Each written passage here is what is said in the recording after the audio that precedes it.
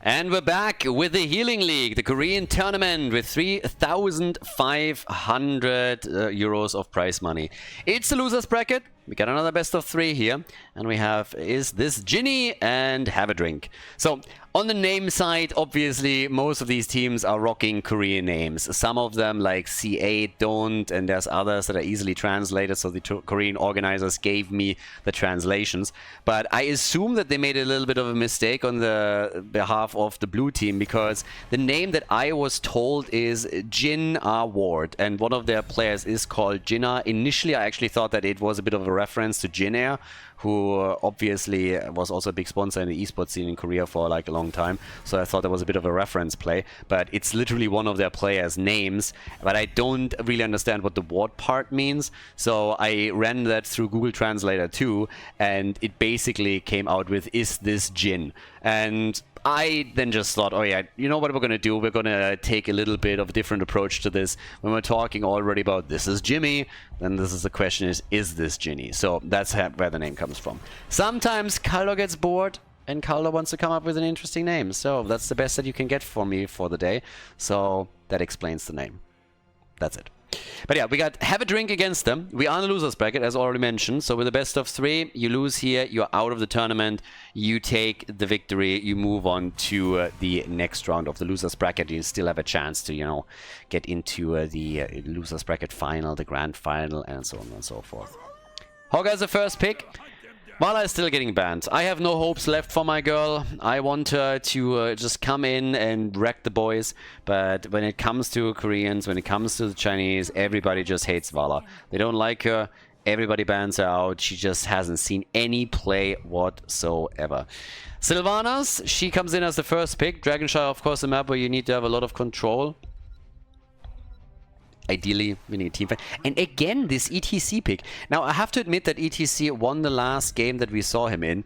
But yeah, they love to play... Well, love is a strong word. We haven't seen that many ETC plays. But we have definitely seen more than I expected, particularly in games where they still had the full range of frontline picks.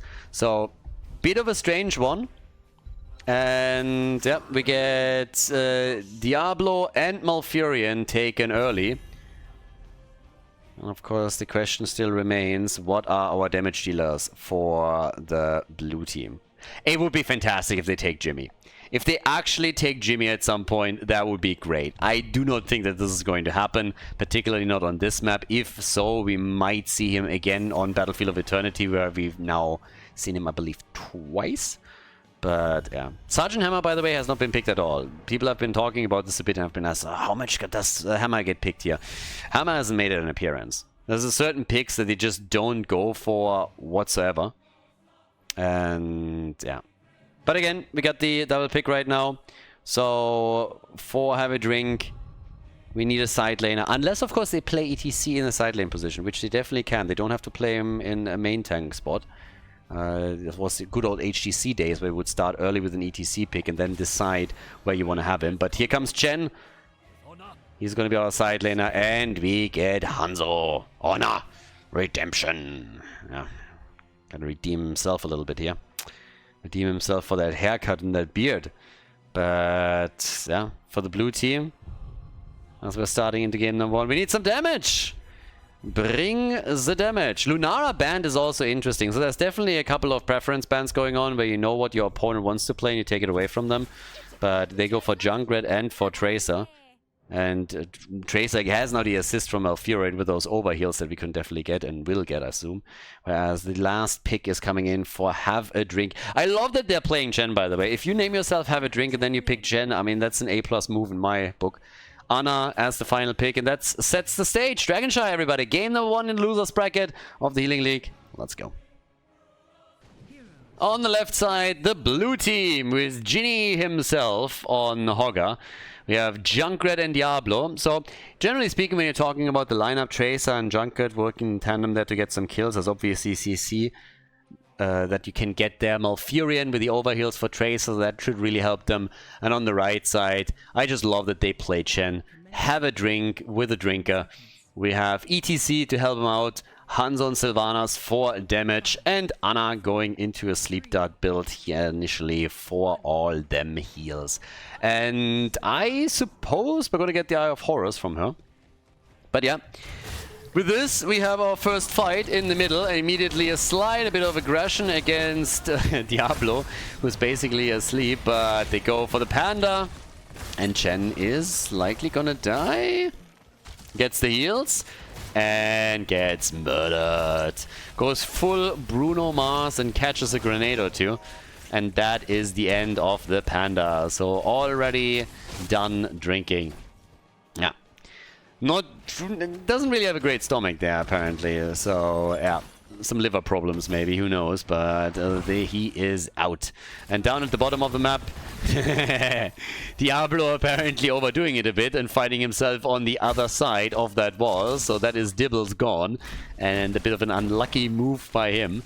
Blue team has started off very aggressively and it backfired to Diablo. So now it's a kill for a kill. And of course, Hogga, once that the 1 minute mark passes, makes his play for the camp. And there's no well, there's a bit of a response, but Sylvanas trying for the Siege Giants. But Chen is now moving over to what's the right side Bruiser camp, trying to take it. Whereas the blue team seems just to be a little bit faster and crisper with these plays, and is now making an effort to try and take the bottom one as well. So let's see if they can get that in time. Diablo is securing the flank here, but yeah, this is looking pretty decent for them. This is a fairly slow approach here, honestly, at the camp, so they will get the extra mercenary camp and therefore likely dish out some damage on the bot lane structures. At least that's what it seems like right now. And they also have a double control on these shrines, so they could walk away with the first Dragonite, with Tracer now sitting in the middle. Not getting it right away, but there is a lot of pressure against the red team right from the start. You can already tell at the bot lane that they're going to lose some structures here. Tracer is forcing them to pay attention to the mid lane too. It's Chen and Hanzo that are both now sitting there trying to ensure that she doesn't get the Dragonite, but that immediately creates an imbalance at the bot lane that allows the blue team to now go in and try and take out that fort. Dragonite is about to be taken. Hanzo asleep on the wheel over here. I guess they thought that ETC would sneak the top in time, but they miscalculated, and that is not a good start for Have a Drink. It seems to me that they were having more than only one drink before the game started, because this is not looking good. This is the 3 minute mark with, well, the bottom fort being on half HP, the mid fort wall being destroyed thanks to the Dragonite, and them definitely struggle a bit. This is way too early to call a game, of course, but there is a significant advantage now for Is This Ginny. Yeah, they are off to a good start. We'll see how this develops as time continues, but at least for now they're doing a good move. It would have been so funny if the Dragonite would have kicked him right into the hands of Diablo, and he would have been taken out there. So yeah, top side 1v1 battle. He has the right skin, but the tint is not really the best. I mean, he's going full China CCP on us here, pretty much. But we all know that the best tint for this particular skin is, of course, the white and black one. So, yeah, that's a little bit unfortunate. I can only assume that he misclicked. He wanted to go for the cool one that everybody agrees is by far the best Chen skin and tint. But apparently, yeah, it didn't really work out like that for him. And it doesn't work out for Hanzo either. Hanzo going down, and Anna is now all alone, and she's not gonna make it. So 2 kills for the blue team. They're clapping them hard. I mean, Dibbles is gonna die here.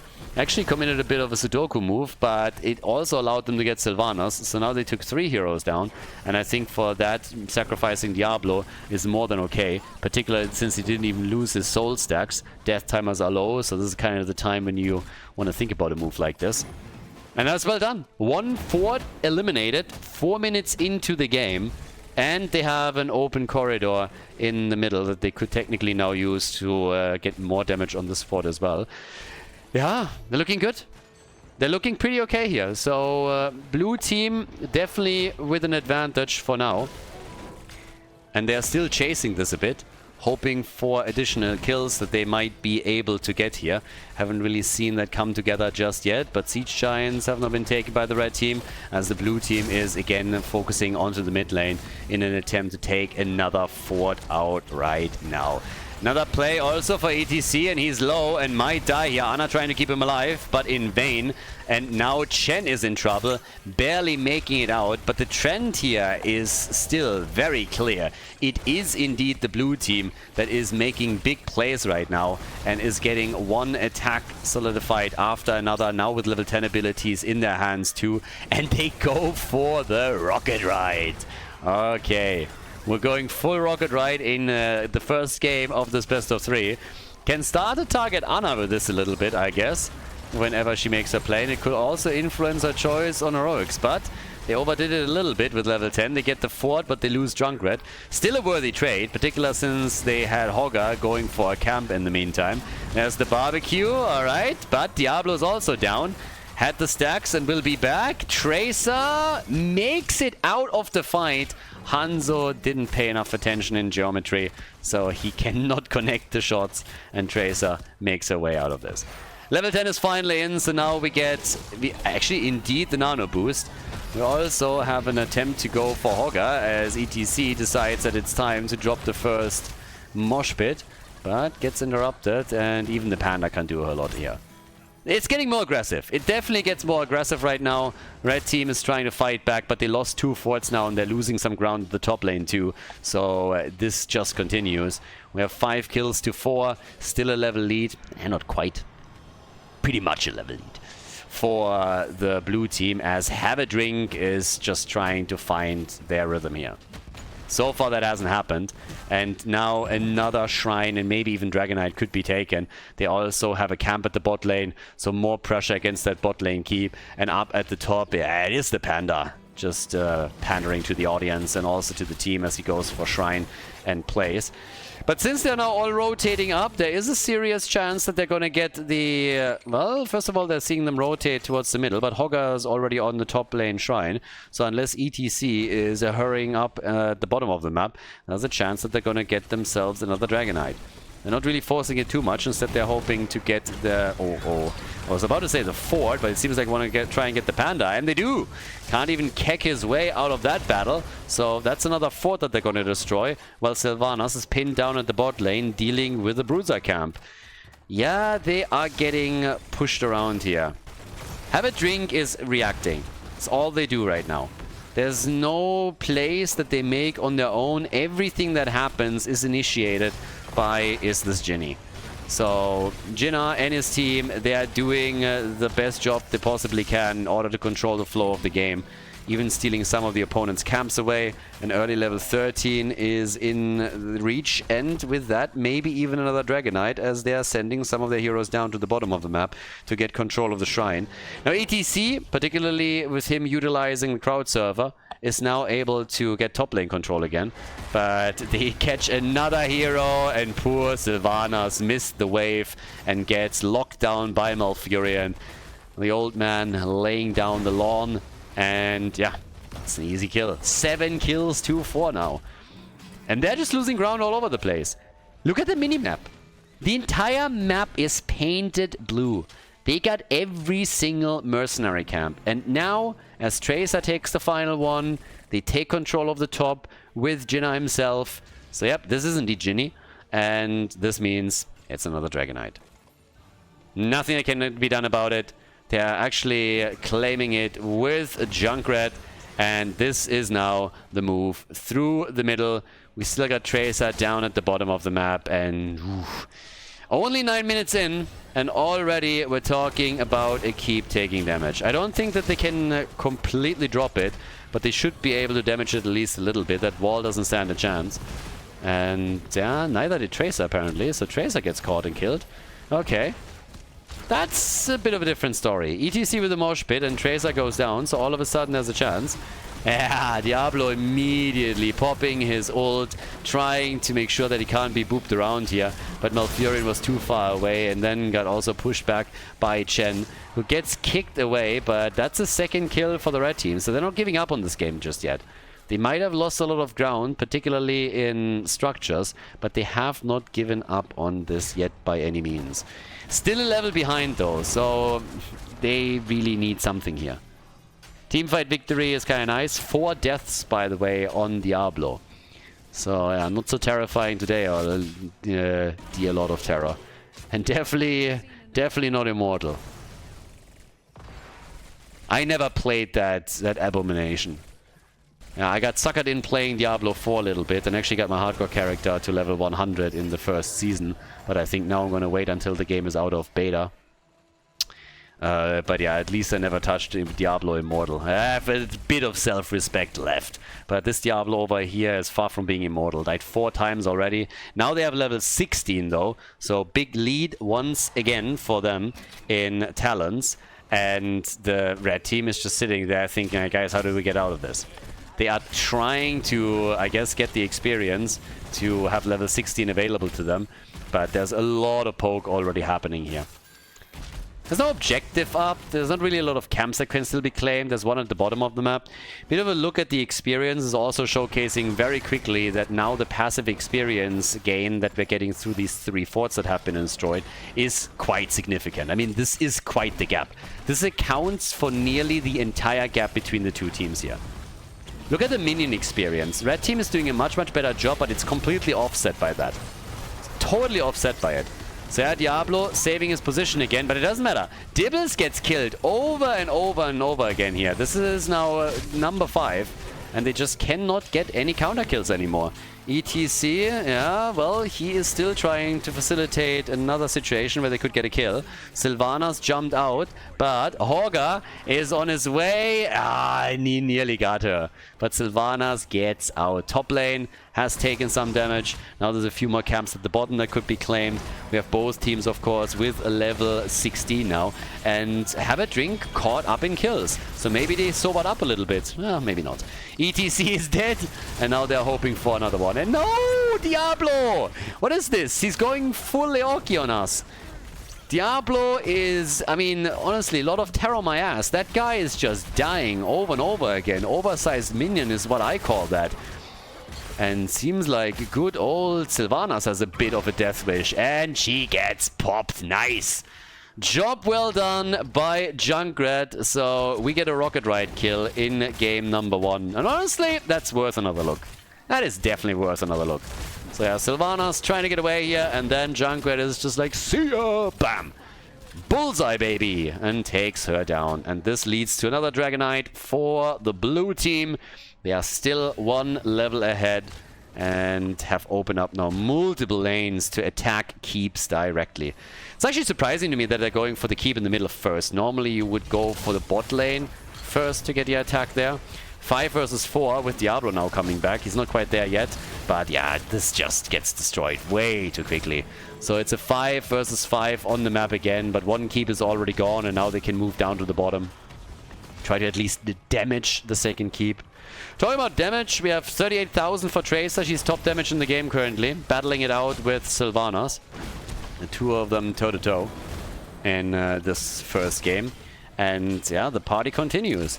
Right now, extra damage at the bot lane, as they're hoping to destroy another keep, or at least force it a bit low. But this time, with the full 5-man in position, the team is doing a bit of a better job here. Diablo reacting right away to the keg with another lightning breath. This time, there's no consequences, no kill to be gotten. 50% on the keep would already be pretty sweet, particularly since they're 1.5 levels ahead. But look at that wall stun. And ETC is dead. Sylvanas is also in trouble. Here comes another rocket ride. Anna gets crushed, and so does Sylvanas. And this could very well spell the end of this bottom keep. Chen is dead. Diablo, well, you know what happened.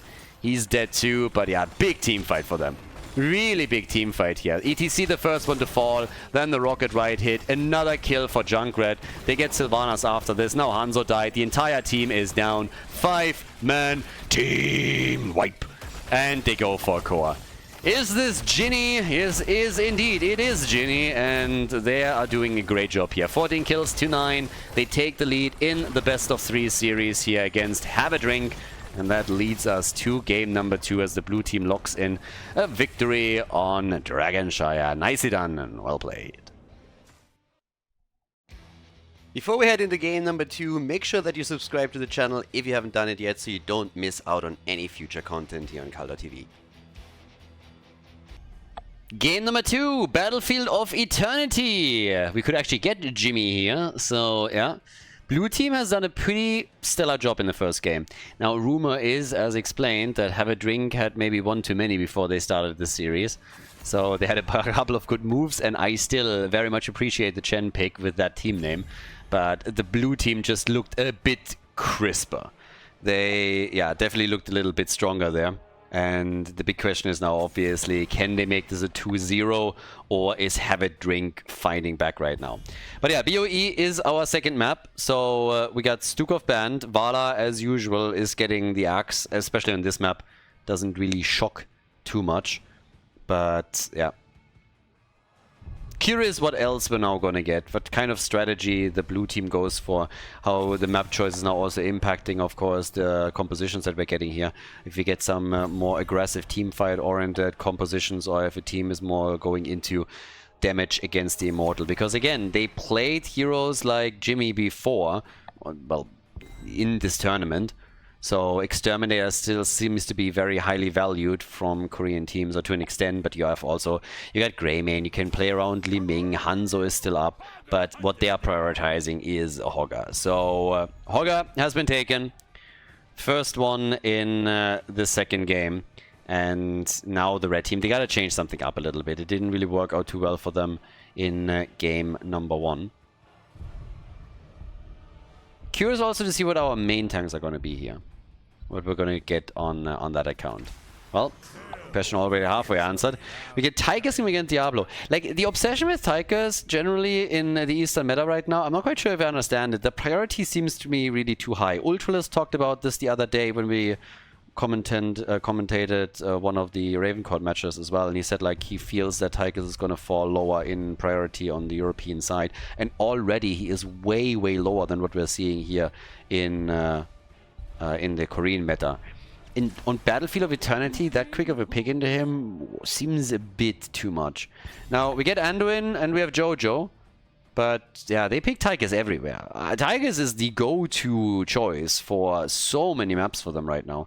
And while I still believe that he can bring a lot to the table in certain compositions and certain maps, again, one of the priorities would be Infernal Shrines, I still don't necessarily agree with the frequency that he's picked here. So Tracer gets banned after game number 1. They don't want to deal with her again. But we still need damage. I mean, Jojo is a really nice pick for them right now. So is Hogger. Anduin. Do we finally get Genji Anduin? Is that finally a thing? Light Bomb Engage? Or is this another Bubble Anduin? Do they go again for the word? So, yeah. I mean, we'll see. But again, Sylvanas is banned. So she's already out. Side lane, I wouldn't put it past them to go for Chen again. They got a reputation now. You call yourself Have a Drink and then you go for that. Deckard Cain would be a good choice for them. Potions everywhere. Have a drink, my friend. Stay a while and drink. So that would be a good healer. It's actually a missed opportunity. I can't believe that I didn't come up with that in game number 1. Blaze, Malfurion. They failed on both accounts. We don't get Chen and we don't get Deckard Cain. That's just 2 wasted opportunities. So yeah, instead, we have the final 2 picks. We need some damage for them. Genji, yes, no. Hanzo, yes, no. How is it possible that we're on Battlefield of Eternity and Hanzo hasn't been picked or banned yet? We're already in the last pick phase and Hanzo has absolutely not appeared anywhere. That's insane. It's crazy. Malthael and Imperius. What? Okay, somebody's having some fun here. Full frontline? Damn. That is about the last thing that I expected. Is this the Korean version of Team... Is that what we're seeing here? Well, boys, we're 1-0 ahead. Let's go YOLO. And I think they caught the red team also off guard a bit. We get Jaina. Jaina taken. Alright, guys. I mean, here we are. Let's go. Game number 2. A 1-0 lead for the blue team. Can they make it a 2-0 and move on to the next round of the losers bracket? Let's find out together. Game number 2. The blue team. Full melee. We have Imperius, Johanna, both of them can side lane. I assume, though, that they will play Johanna as the main tank. Malthael and Hogger with Anduin for the heals. So, yeah, they are... I mean, again, you can win with something like this. This can be very, very annoying, and particularly when you gain momentum and the initiative in the game, then a full melee lineup can be insanely powerful. It's more of a problem when you fall behind. Over on the right side, though, what we currently have is Have a Drink with Diablo Blaze, more of a traditional combo, Tychus, Jaina, and Malfurion. I have to admit, though, that the two damage dealers that we're getting here is not your typical choice for this map. You normally don't go Jaina and Tychus here, at least not when you're looking towards a Western meta, and even in the Korean meta, I haven't really seen this one a lot, so yeah, that's the other one. But yeah, either way, what I'm pretty much like trying to get at is that if you fall behind with a melee composition like this, it's sometimes tricky to go in because you have to choose your fights really well when you have such a lineup. It's hard to disengage properly once that you have committed to the fight, and if your opponent can just always poke you from a distance and you're trailing behind by a few levels and maybe a talent or two, then it's really difficult to go into these battles and bring this back. So we'll see what they can do with this. I mean, either way, it should be an entertaining series. That's definitely a thing. We have Imperius now as a side laner up at the top. Heroic abilities are also going to be super interesting. Level 1, we got the Lingering Chill. I mean, it is... Winter's coming after all, so there is some truth to that. And we have the Soul Shield for Diablo. Soul Shields? Yeah, I mean, I guess. Malthael could become a problem for him here too, so yeah. Talking Malthael, he is up at the top. So yeah, Malthael is currently helping Imperius at the top lane. That means they're going to get the top camp. It's still absolutely beyond me, by the way, that Hanzo didn't get taken. We are on Battlefield, like again, like think about this for a second. We are on Battlefield of Eternity and Hanzo hasn't been taken. That's insane. That's just blatantly insane. So, yeah. I mean, it is what it is, but I would lie if I said this didn't surprise me a lot.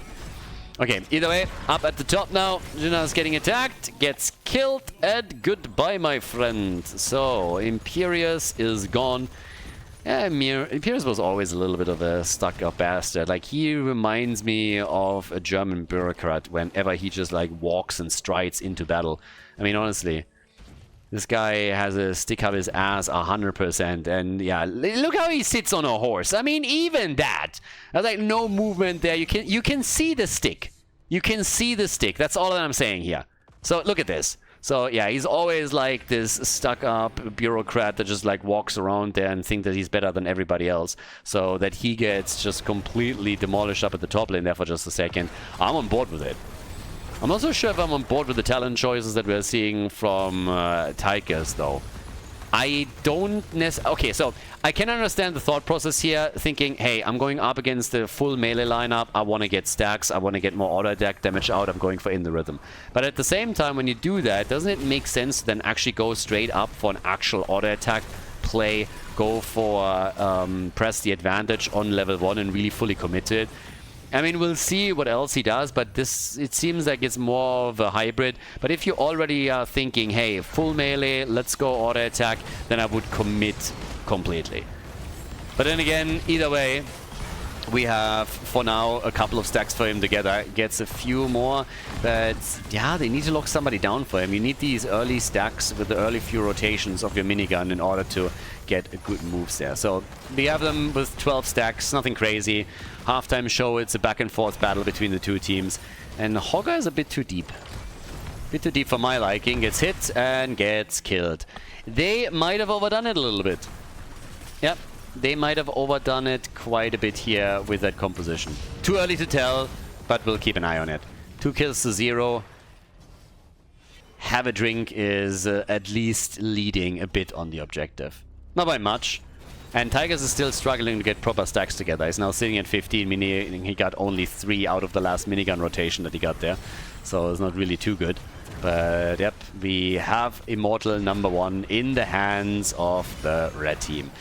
And then they lose Diablo. Yeah, that's unfortunate. So no globes for you in the middle, and also likely an easy defense for the blue team.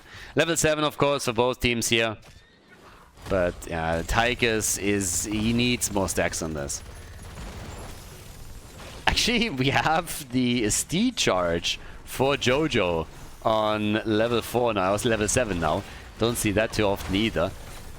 But yeah, Jaina still getting attacked down here at the bottom of the map. A lot of the damage will come with level 20 talents for the blue team. But this Immortal, again, they take it out. But you can already tell that this is a lot harder for them to claim than if they had an actual range damage dealer that does good damage to the Immortal just in general. So imagine this defense, for example, with Hanzo. That would have been so much easier for them. Even Ming, it doesn't really matter. So yeah, they can't get too much out of this. But they can nearly get, they do get a kill on Jaina. So that was nicely done. And they even get Tychus, who finally got a few stacks, but he paid with his life for them. So 32 stacks for In the Rhythm, but 2 more kills for the blue team, and they have now all of a sudden taking the lead in experience. Yeah, they're a bit ahead now, aren't they? 5 minutes in, and things are starting to look a bit better for them. Also, we have the Holy Fervor here for Imperius up at the top. Our boy still soloing it up against Blaze, and at the bottom of the map with the Khazra camp that they just took a second ago, the blue team is trying to take some of the structures down. And Orga, no! Gets bodied again! Diablo. Having none of this shit. Look at the baseline quest also for Jaina. Girl's going strong here. Yeah, she's nearly done. That ice block is coming. Up at the top, Blaze is trying to buy some time, but it comes too late to have a say about who takes the camp. And everybody's just like rotating over now. And Blaze is dead. Blaze got deaded. Couldn't get out of that spot. Was hoping to get some reinforcements here, and that just didn't happen. Now we have Hogger with a shockwave. We get the falling sword from Jojo. So that can be quite annoying, especially when they make it to level 20. I would assume last rites? Or do they really play this with Tormented Souls here? I mean, they're hesitating a bit on the choice. We'll see what's gonna be. But yeah, first we get the Light Bomb. Finally a Light Bomb pick. And Tormented Souls, it is indeed. Light Bomb can also be comboed with the Falling Sword. So that's another one. You can do that too. So that is actually something that we could see. Have seen it in the past a couple of times. Not really a combo that you get to see all that often. But every now and then it comes through. Diablo, not sure about that lightning breath. Not really sure how much that was needed there. Seemed like a burn cooldown to me. But everybody is now ready and Gucci to go. We got Wrath of the Ingirius and therefore the delivery system. There it is! Light Bomb and the Falling Sword. Malfurion is dead, Jaina is dead. The combo is in and they get 2 kills out of it. Might even get another one as Diablo is still not out of things yet. Anduin runs away just in time and boy, they kill Blaze as well. Nicely done. Great fight for the blue team. Seems like they're going to get this objective here, but yeah, there's the Light Bomb engaged with the Falling Sword and then everybody coming in, and even with the ice block, Jaina is not able to survive, so she dies. Diablo now dying on defense, and that's 8 kills to 3 in total, and of course they will eventually get that Immortal, unless some catastrophe hits now. But yeah, well done. Anduin also with a quick pullout right here. Imperius is now down at the bottom of the map, and the red team hasn't really given up on this yet, so they're still trying to fight this one out, and they have a chance to reduce at least the shield a bit and maybe get the entire thing. Not sure if they're going to get that far with this, but they are gonna try. So yeah, moving in. Hogger still at the top. They're overdoing it a little bit. They give them way too much wiggle room here. I'm honestly shocked. They're about to win this objective. They let that happen. Light Bomb again. Falling Sword again. Shockwave. And bye-bye Malfurion. Goodbye Tychus. And now, while they're going for the rest of the damage dealers, they're netting themselves a 3rd kill against Blaze. Diablo is also on the run. Down here, it's Jaina that tries to escape. So yes, they lost a lot of the hit points on their own Immortal, but they got another 3 kills, which nets them a fair chunk of experience. They're now at level 12.5, and they take the Immortal too. Looking good. They're dominating currently in these team fights. It just seems that Have a Drink doesn't have a solution to this Light Bomb engage with Falling Sword and the follow-up that is always ready. really tricky for them right now. The shockwave was also perfectly executed to lock them down even further. And now they're coming through the bottom of the map, pushing into Odin, which might be the one thing that's a little bit annoying, but it at least allows them some defensive tools to maybe save that fort, but that's a big maybe, honestly, and it doesn't look good. Again, Light Bomb, again, Falling Sword. They're getting all of them lined up here. Imperius goes for the delivery. The fort is gonna fall. Barbecue, and it's a double kill. Kill on each side. Tigers falls, so does Imperius, and yeah, it is a tough game for Have a Drink. They're gonna have a couple of drinks after this series. That's at least what it looks like right now. And they're even taking the towers and half the wall down at the keep. I mean, this Immortal has given them some serious value. So 12 kills, 2-4. Taking a look at the damage numbers, we see 37,000 for Tigers, so he's top damage in the game. But we have 33,000 and 32,000 for Hogger and Malthael, respectively. And they have that talent lead, of course, now, too. That is still a thing. Only on level 13, but level 16 is going to happen eventually. And then the bigger question is just simply, can they play around the level 16 lead a bit further or not? One fort is already gone. There's now level 13 on both sides. We get the Nature's Swiftness. Malfurion a bit faster on his feet after this one. But camps get claimed. Both of the Khazras go over to this Ginny. And here's a bit of a look at experience. Passive experience, of course, is now going to increase for the blue team. Mercenary experience is looking good for them. Not even talking about hero experience, where they have made most of their XP advantages. So, yeah. It's a great position to be in, particularly with them now closing in slowly on a 2-level lead and level 16 talents, and it seems more and more likely that around the next objective we're going to have a talent advantage for the blue team. And yep, there it is. The announcement has just happened. They're even fighting for the camp here. They don't even have level 16 yet, and they're willing to commit here. Okay, not fully, but that would have been bonkers. Imagine being half a level away from 16, leading by 2 levels and saying like, okay, let's YOLO for the camp. That would have been a bit crazy. So instead, they are playing this a bit slower. Imperius is still at the top. Of course, they need some extra XP to make it to 16. But yeah, things are already looking fairly good. They get forced into a fight though, as it seems. And that's not necessarily a battle that you want to take at this point. So yeah, Hogger is pogging this a bit. 16, not there yet. You kind of want to wait this out slightly. There's Odin also being used. I'm not sure about that either. If they can get a kill, it's worth, but I don't think they will. So yeah, ult had been used by Imperius. They miscommunicated slightly, but just look at what's happening at the bot lane. Oh my god, like that keep... they need to send somebody back, but I don't think they will. So this is horrifying. Now level 16 is ready. They got the talent. Double pull from Anduin. Already the red team is struggling, and that bottom keep is about to get destroyed by the Winions.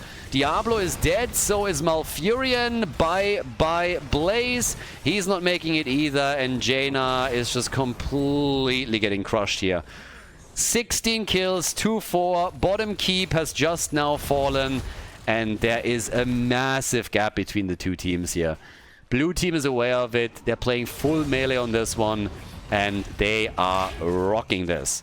They absolutely do. This is looking great. Halftime show victory.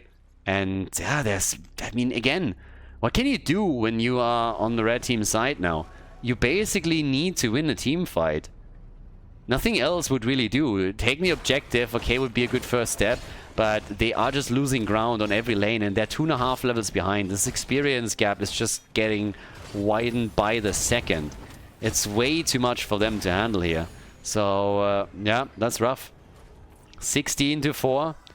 By now we're also having, of course, a push set up for the top lane. It's actually kind of funny that the bottom keep is already gone, and up at the top lane the fort is still standing. If they get a kill now before the defense has even really started off, then it's going to be even worse. Look at this. I mean, all the ults are coming out here. They go for Diablo, they go for Malfurion, they kill Jaina first. Dibbles, he is going to die eventually. Anduin is rushing away and survives. Plays with vision, plays with the bunker, but he's not going to make it. He's going to die eventually. The top fort is about to be destroyed by the Immortal alone. and Blaze going down means that 3 heroes are now missing for defense. Topside fort is obliterated. 19 kills to 4, and they're going to go for the next keep. That is absolutely bananas right now. Yeah, this losers bracket match, it seems like it's a foregone conclusion. Seems like This Is Ginny is going to move on to the next round, and Have a Drink is going to be eliminated from the tournament. They lost in the winner bracket, and now even in the losers bracket, they are not able to lock in a map win unless there's absolute disaster striking now, but it doesn't seem like it. This time the light bomb combo does not go off properly, but they still take down the final keep. Anduin, he can't save Malthael. Can't save Malthael, and yes, I mean, honestly, I feel they could even go for core here. Malthael down, yeah, fair enough, but still.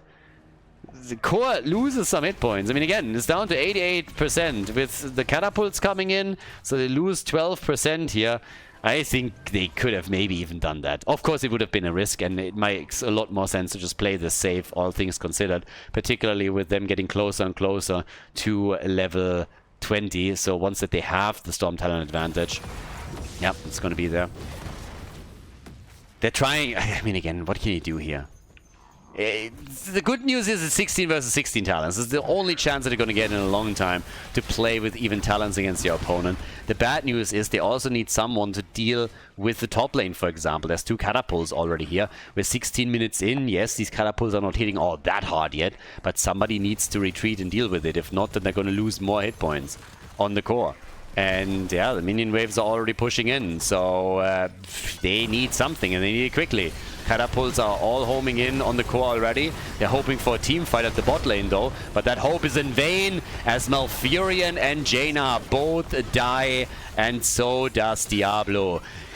The blue team, they're going through their opponents like hot butter through cheese. 23 kills to 5. They got level 20, and it's an unmitigated disaster from the perspective of Have a Drink.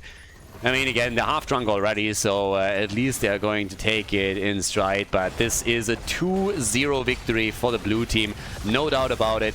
Nicely done. GG, well played. As Is This Ginny moves on to the next round of the losers bracket. And Have a Drink gets eliminated from the tournament. Nicely done. Well-deserved victory. Absolutely no doubt about it. Blue team with a stellar performance here. And a 2-0 W. GG.